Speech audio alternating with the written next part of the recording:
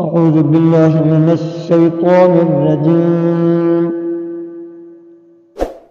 بسم الله الرحمن الرحيم. وأوفوا بعهد الله إذا عاهدتم ولا تنقضوا الأيمان بعد توكيدها الله عليكم كفيلا إن الله يعلم ما تفعلون ولا تكونوا كالتي نقضت غزلها من بعد قوة أنكاثا تتخذون أيمانكم دخلا بينكم أن تكون أمة هي أربى من أمة إنما يبلوكم الله به وَلَيُبَيِّنَنَّ لَكُمْ يَوْمَ الْقِيَامَةِ مَا كُنْتُمْ فِيهِ تَخْتَلِفُونَ صدق اللہ العظیم۔ یہ دو آیات بینات سورہ النحل سے تلاوت کی گئی ہے۔ اللہ تعالیٰ نے ارشاد فرمایا، حکم دیا ایمان والوں کو،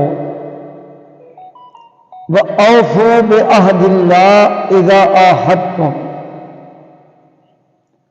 اللہ تعالیٰ کے عہد کو، اللہ تعالیٰ کے وعدے کو پورا کرو۔ جب بھی تم وعدہ کرو، ایفا کرو، اس وعدے کو پورا کرو۔ جب انسان ایک وعدہ کرتا ہے، خاص طور پر ایک مسلمان، وہ اپنے خلوص نیت کی وجہ سے اپنے اللہ کو اپنے معاہدے پر گواہ بناتا ہے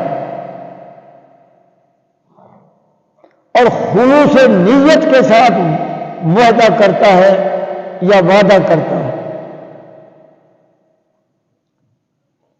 ایک عہد بندے کا اپنے اللہ سے ہے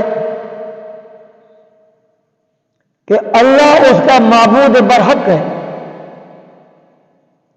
اور بندہ اس کا عابد ہے۔ فطری طور پر ہم نے معاہدہ کیا ہوا ہے کہ ہم اپنے اللہ کی فرما برداری کریں۔ وہ ہمیں پیدا کرنے والا، رزق روزی عطا کرنے والا، زندگی بخشنے والا، زندگی کی تمام جو نعمتیں ہم استعمال کرتے ہیں اللہ وہ عطا کرنے والا، تو گویا ہمارا خالق اور مخلوق، اور ہم نے ہر حال میں اپنے رب کی بندگی کرنی ہے۔ وَلَا تَنْقُضُوا الْأَيْمَانَ بَعْدَ تَوْكِيدِهَا، اپنی قسموں کو پختہ کرنے کے بعد مت توڑو۔ وَقَدْ جَعَلْتُمُ اللَّهَ عَلَيْكُمْ كَفِيلًا، جبکہ تم نے اپنی ان قسموں پر اپنے رب کو گواہ بھی بنایا۔ قسم جب کوئی بندہ اللہ کا نام قسم لے کر لیتا ہے، در حقیقت وہ اپنے اس معاملے میں اللہ کو گواہ بناتا ہے کہ میں جو بات کر رہا ہوں، میں جو معاہدہ کر رہا ہوں، میں جو شہادت دے رہا ہوں، میں جس چیز پر دعویٰ کر رہا ہوں، میں اپنے اللہ کو گواہ بناتا ہوں کہ میں اس معاملے میں سچا ہوں، میں حق پر ہوں۔ اسی لیے مسلمان کو یہ حکم ہے کہ اللہ تعالیٰ کی ذات کے علاوہ کسی اور کی قسم نہ کھائے، ہرگز قسم نہ کھائے۔ اور جب بندہ اللہ کو گواہ بنا کر قسم کھا کر کوئی معاہدہ کرے، کوئی وعدہ کرے، تو اس کی پاسداری اس پر لازم ہے۔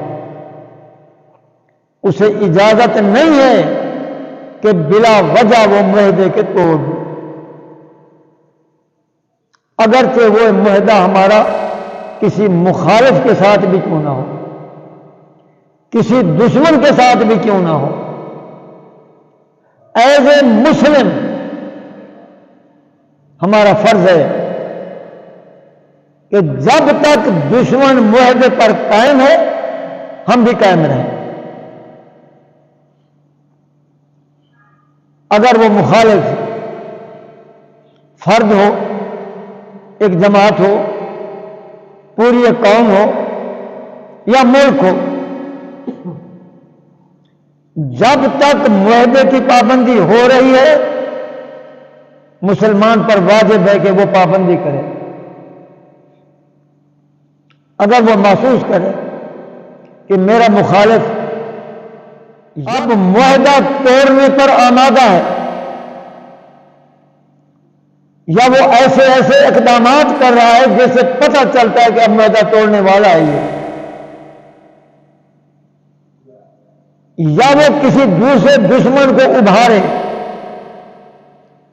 خود بخود ظاہر نہ ہو، جیسے خفیہ طور پر جاسوس بھیج دینا،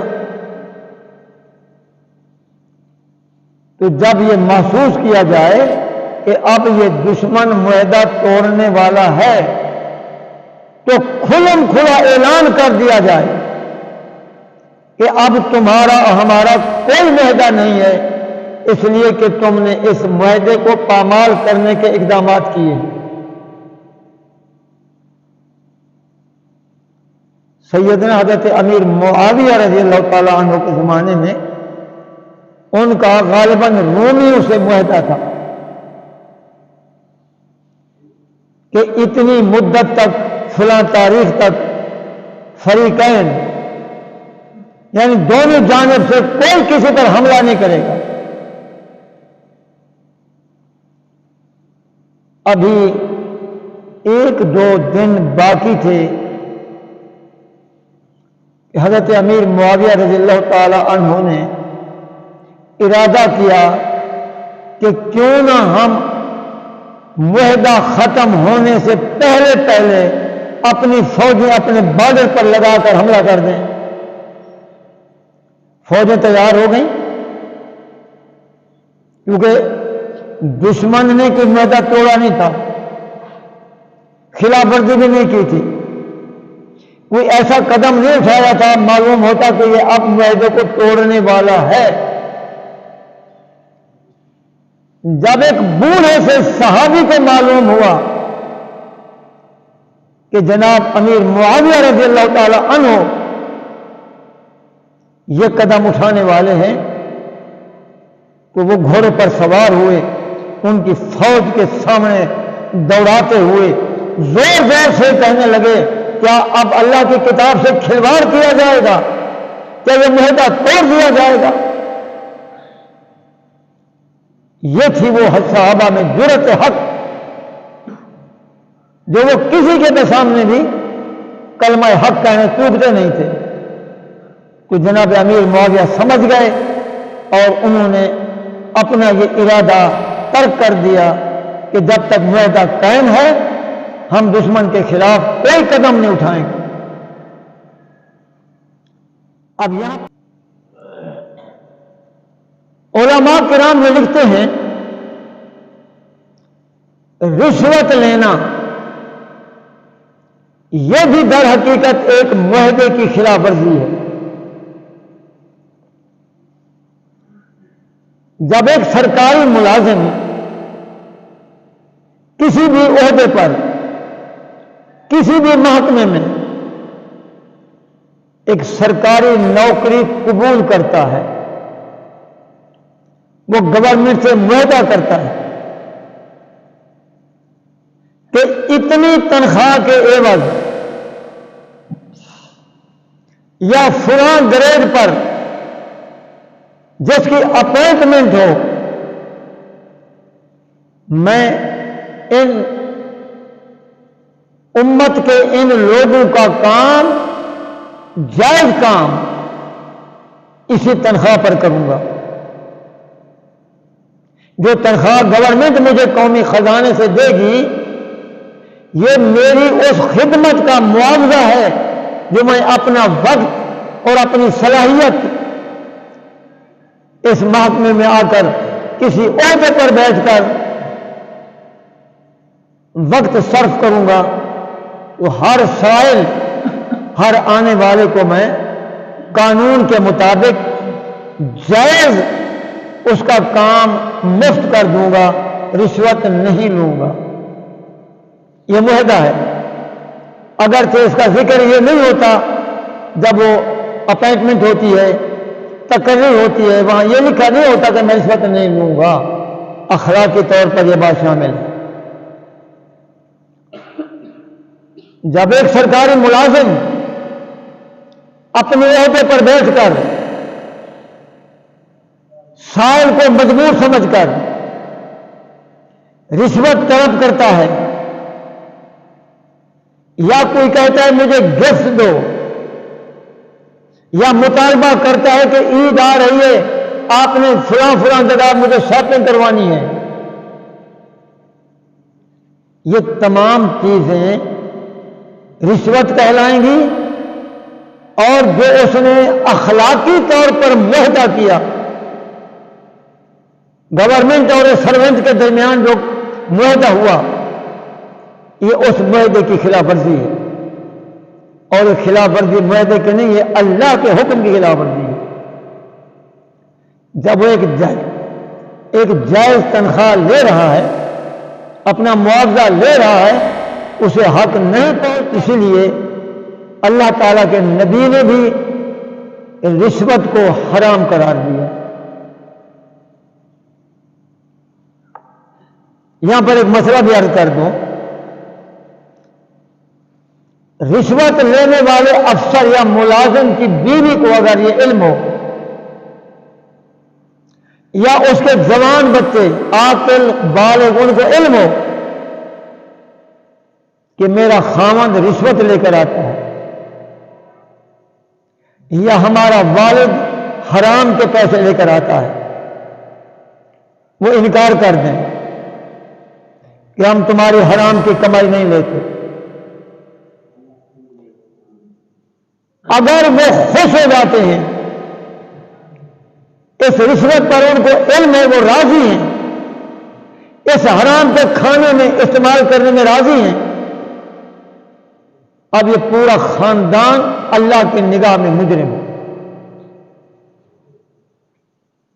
اس کی مثال ایسی ہے، اگر ایک آدمی چوری کی چیز لے آتا ہے، کچھ جانور لے کر آتا ہے، چوری کا جانور، جن جن لوگوں کو علم ہو یہ جانور چوری کا ہے، اس کے لیے اس جانور کا گوشت قطعاً حرام ہے، قطعاً حرام ہے۔ جس کو علم ہو، جس کو علم نہیں ہوتا تو اس کا معاملہ اس کے رب کے حوالے ہے۔ اور آج ہمارا ہی مسلمان کلمہ پڑھنے والا، روزے رکھنے والا، قرآن کی تلاوت کرنے والا، گھروں میں میلاد کی محفل سجانے والا، نعت خوانی اور قرآن خوانی کی محفلیں سجانے والا مسلمان ملازم، تقریباً 90% ملازم رشوت کے بغیر کام نہیں کرتے،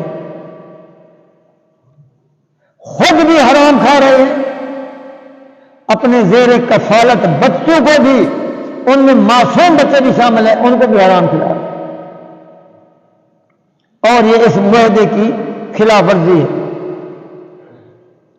اللہ فرماتا ہے ان اللہ یعلم ما تفعلون، جو کچھ بھی کرتے ہو اللہ کی ذات خوب جانتی ہے۔ ولا تکونوا کالتی نقضت غزلها من بعد قوة انکاسا، اس عورت کی طرح نہ ہو جانا جو پہلے اپنا سوت کاٹتی ہے، دھاگا بنانے کے بعد اپنی ساری کمائی کو ٹکڑے ٹکڑے کر کے برباد کر دیتی ہے۔ میرے سامنے جو نوجوان طبقہ بیٹھا ہے، انہوں نے شاید چرخہ نہیں دیکھا ہوگا۔ چرخہ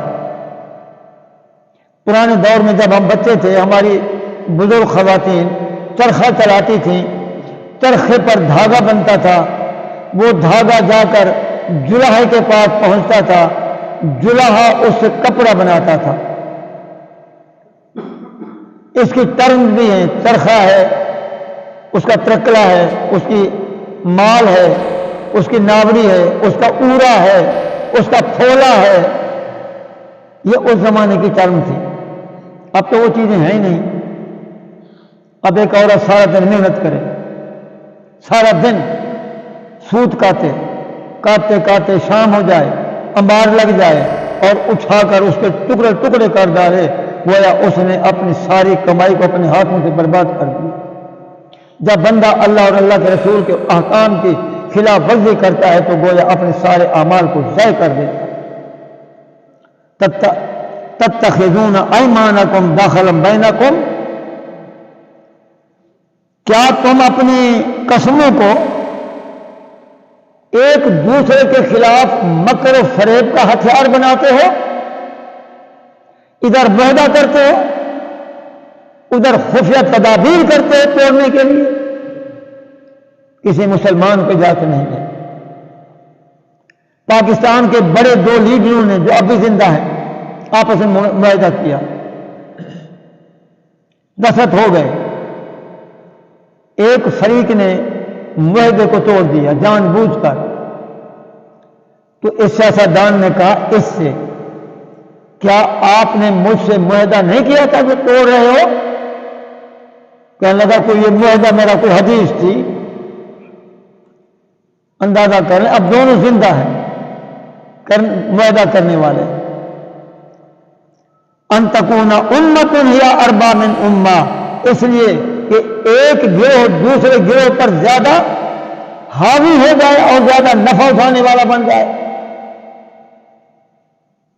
انما یبلوکم اللہ بہ، لوگوں کلمہ پڑھنے والوں، اللہ تعالیٰ اسی ذریعے سے تمہارا امتحان کرتا ہے، تمہاری آزمائش کرتا ہے کہ تم اپنے رب کا نام لے کر معاہدے کرو، وعدے کرو اور پھر ان کو توڑتے رہو۔ اللہ کو قطعاً یہ بات پسند نہیں۔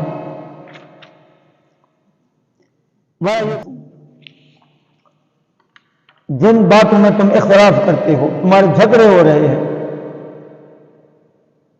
قیامت کے دن اللہ تبارک و تعالیٰ سب چیز کو واضح کر کے فیصلہ کر دے کہ حق پر کون تھا، نہ حق کون تھا۔